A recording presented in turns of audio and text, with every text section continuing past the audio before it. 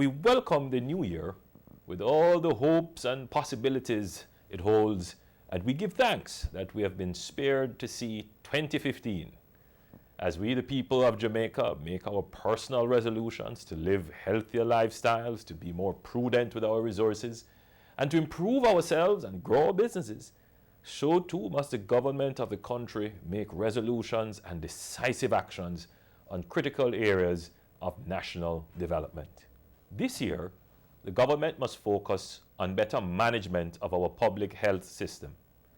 We cannot allow the mismanagement of the chikungunya epidemic to characterize the standard of our public health response to future epidemic threats. Ebola is still a global concern, and we must continue to be vigilant and prepared. The state of health service delivery in our hospitals and clinics is a grave cause for concern. Long waiting times and incidents of patients dying, lack of medicines, and stressed out staff are now common features of the general condition of public health care in Jamaica. Regardless of our economic challenges, the health of Jamaicans must be a priority. The government must place resources in the health sector to support necessary services. A progressive society cannot hold the view that persons who are unable to pay for health care at the time they need it should be denied access. This crisis in our public health sector now requires national attention and creative solutions. We believe it is now time to establish a national health insurance scheme where all Jamaicans can make an affordable contribution to a pool of funds dedicated to the health services. We are happy to see the continued improvements in examination results. This is no doubt the result of significant policy work done several years ago to transform the education system. Our focus on literacy and the implementation of the competence-based transition policy, along with several other significant initiatives, have brought meaningful change to the sector. However, there are areas of concerns that must be addressed. One of the most important policies that enhanced universal access to education was the free tuition policy. This ensured that children from poor households could attend school without worry or fear of discrimination, of being denied access or services within the school because of their economic situation. Many parents are now being confronted with tough decisions about school fees or auxiliary fees and whether or not to send their children to school. While results are improving because of the work done during my administration, we fear that attendance at school will be affected by the enforcement of fees during increasingly difficult economic times. This ultimately will have a negative effect on our children's performance despite their boundless potential. We therefore strongly encourage the government to reinstate the tuition-free policy and to increase the allocation per student to schools in the 2015-2016 budget. I'm sure that we are all happy to see the price of oil fall. However, we must always bear in mind that the fall in oil prices are temporary and not necessarily driven by pure market forces. The government, therefore, must not let this temporary reprieve dull the urgency of the need for real energy reform in Jamaica. A significant number of our electricity generating plants are old and inefficient. These plants must be taken out of service and replaced with more modern and efficient generating capacity. This year, the government must take serious action towards attracting serious investments in the electricity generation sector. In the interim, Jamaican consumers must benefit from the significant drop in oil prices. It is disingenuous for the government to call on the retailers of oil products to offer lower prices to the public when the government itself ultimately controls the price at which the market is supplied. This year, the government must review the pricing mechanism of Petrojam. The Jamaican people have kept faith and borne the heavy burden of the government's austerity measures.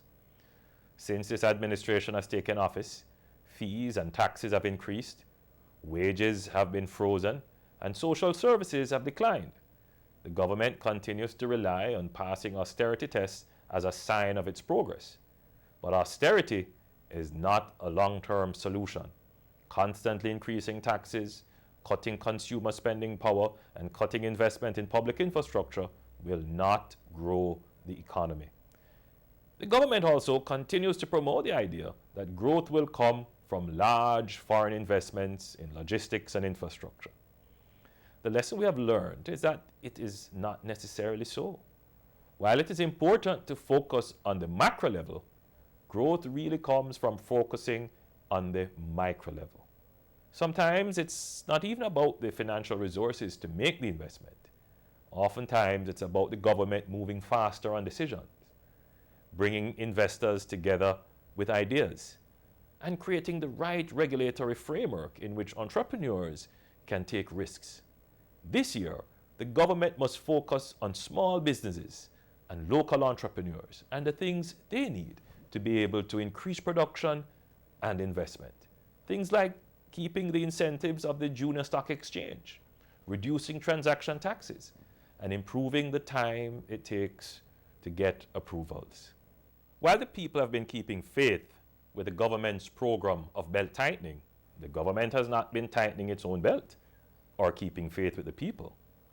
Last year, we saw several instances of waste and misuse of public funds, from million-dollar phone bills to the inappropriate use of your NHD funds to purchase a failing private business.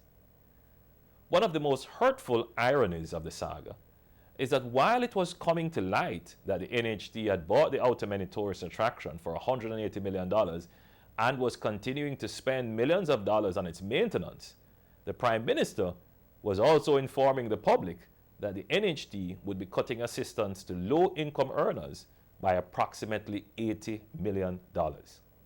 We as citizens may not always connect the dots, but bad governance has real effects on our welfare. The fact is that fewer people who would normally have benefited from their NHD contributions will no longer benefit because the NHD board decided to spend less on what it is supposed to do, build houses, and more on what it is not supposed to do, buy tourist attractions. Each and every Jamaican has a duty to hold their government to account for the proper running of the country's affairs. In a democracy, power flows from the people, and if the people decide not to participate, then governments can act in ways that are not in the people's interest without fear of consequence. I encourage all Jamaicans to let your voice be heard, whether you are articulate or inarticulate. You have the power to change how the country is run. Significant changes are on the horizon for the Caribbean region. We welcome signs of the normalization of relations between the US and Cuba. As I have consistently said, Jamaica should re-examine its foreign policy with a view to focusing on the Northern Caribbean. Cuba, Haiti, and the Dominican Republic all have markets that are at least 3 times the size of our population. It is true that while they are geographically close to us, all the infrastructure for trade and investment may not presently exist. A part of our growth strategy must be how we position ourselves to participate in these markets. There is no reason why our locally manufactured products and our services cannot be sold in these markets. We must now, this year, seek to put in place arrangements to support trade and exchange, such as communications, transport, but more importantly, the bilateral negotiations to create cooperation agreements. There are many issues that require decisions. We can make this year the year when we decide the kind of Jamaica we want. The government has brought to Parliament a bill to remove the Privy Council as our final court of appeal. We maintain the view that any such move must have the approval of the people in a referendum.